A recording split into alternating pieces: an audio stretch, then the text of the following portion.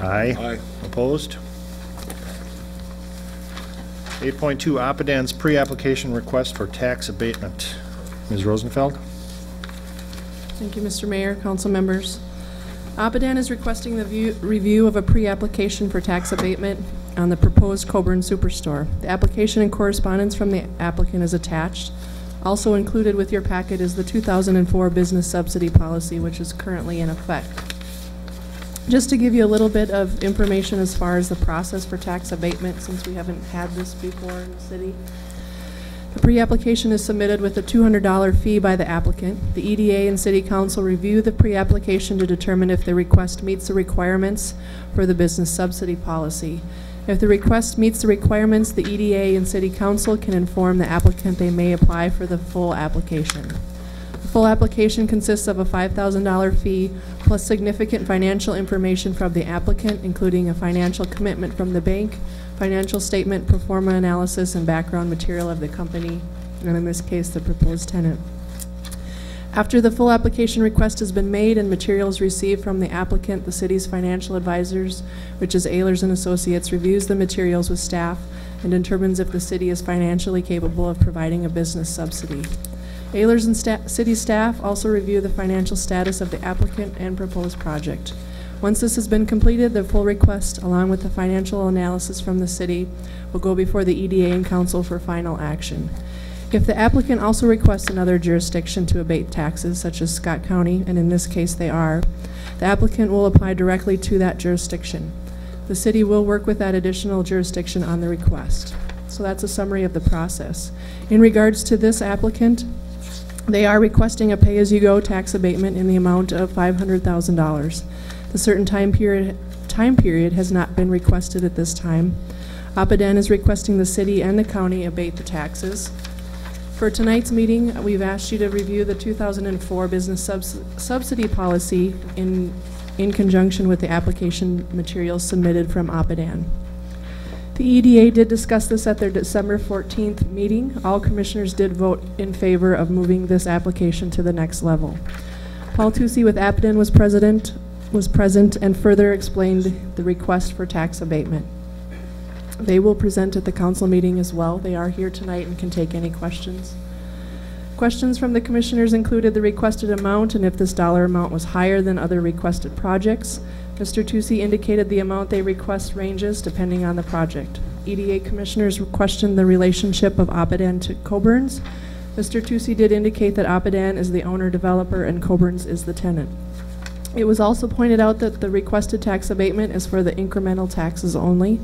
Commissioners also asked what the total taxes were estimated for the property, the proposed project, and the breakdown of taxes by jurisdiction. Staff indicated this would be part of the full application. With that, staff is looking for direction from the council to possibly allow Oppidan the opportunity to move into full application for tax abatement. That is staff report. Thank you, Ms. Rosenfeld. Council, are there any questions for Ms. Rosenfeld? Just a comment.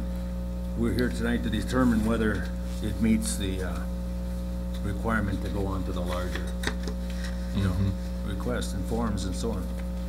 And when looking at the 04, I remember working on this one. The criteria that we had created at the time is what I really was trying to study, and it's so confusing because as far as the other goals go, I find that to be a 0.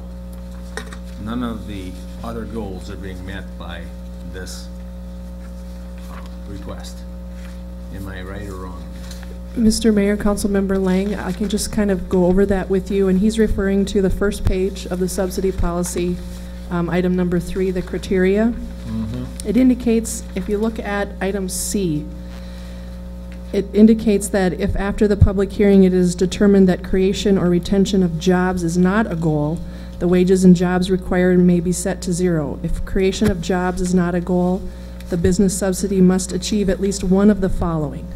So it's saying that if job retention or creation is not a goal, that it would have to go into the blighted areas, public improvements, et cetera, et cetera. Right. So in this case, they are looking at job creation and increase in tax base. Right. That's what I'm trying to say. So therefore, they wouldn't need to essentially go into the other item.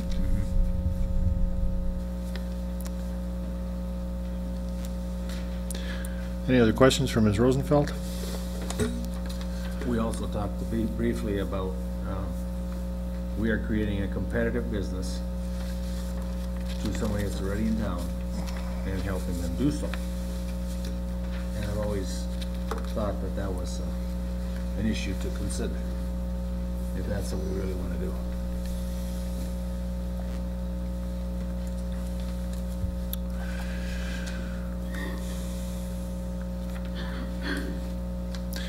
This is true.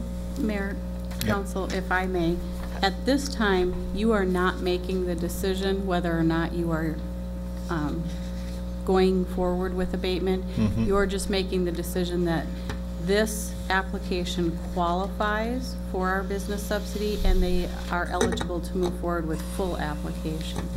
The determination of whether or not you will pass the abatement request will come when you have full information. Thank you. And this application is,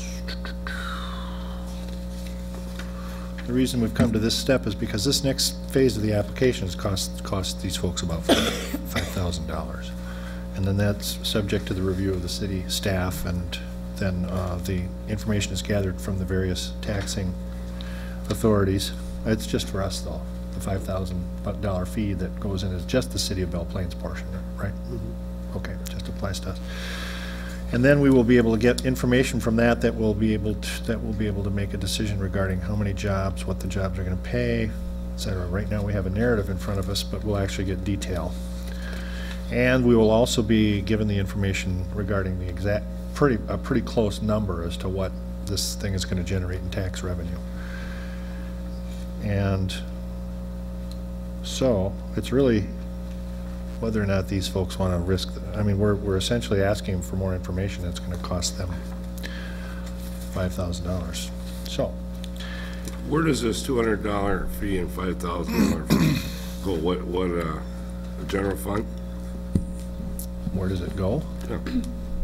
Mayor, Council, I Yep. can answer that. It goes into the EDA fund, but also there are costs associated with these applications.